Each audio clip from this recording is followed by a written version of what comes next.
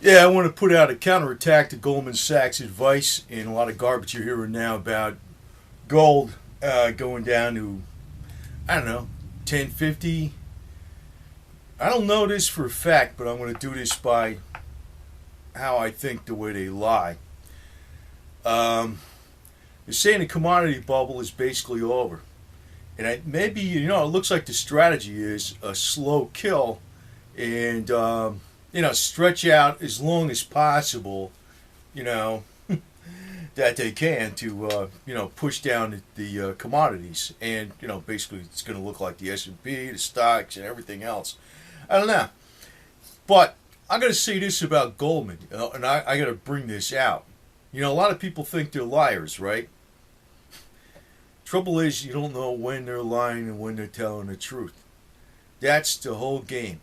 And this is the whole game I'm saying to you. This is the one reason I always get on with the disinformation. Because with disinformation means you're probably getting a lot of good facts, but you're getting set up at the same time with some wingers. Now, Goldman, they had it where back in 2008 they were talking about oil going way the hell up over 100 and going up to 120 and 150. It almost hit 150. Then they were making predictions after that, and when it was up over 140, that oil would go to 200, maybe 300, stay up there. That was where you got set up. You got to get suckers in. You see, right now, I think the sucker game is actually the fiat dollar. Although you need it to buy stuff. But, I've never said put 100% of your money into silver or cash is trash. I don't go along with that. But your safety basically is going to be silver and gold and metals eventually. Because the government is actually going to get itself in such a problem with the debt that they're not going to be able to. They're going to get downgraded.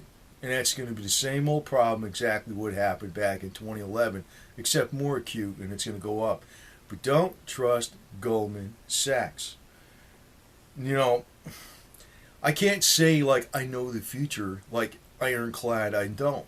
Nobody does that. Nobody does.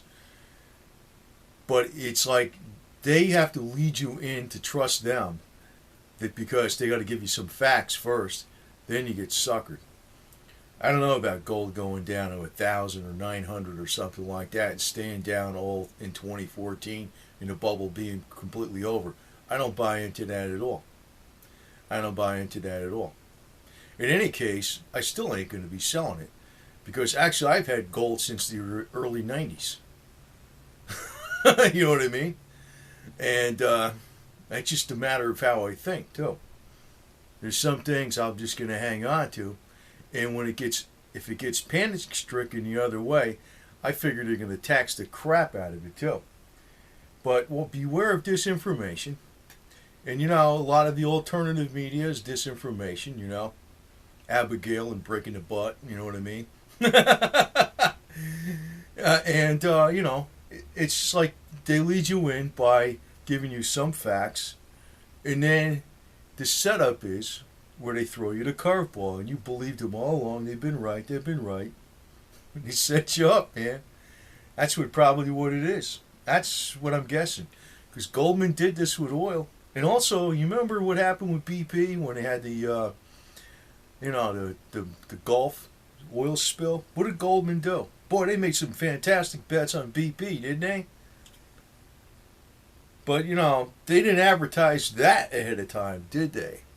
Did they? No, not at all, did they? But before they were saying when oil was going up, it was before the BP spill, but just another example with oil. What happened? They were saying, it's going to 140, it's going up. Then they said, it's going to 200, 300, it's going to stay there.